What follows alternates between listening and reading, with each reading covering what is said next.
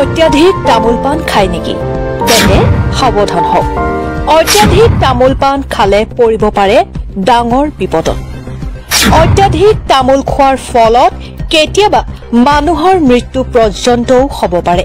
অত্যাধিক তামোল খালে কি ক্ষতি হয় জানেনে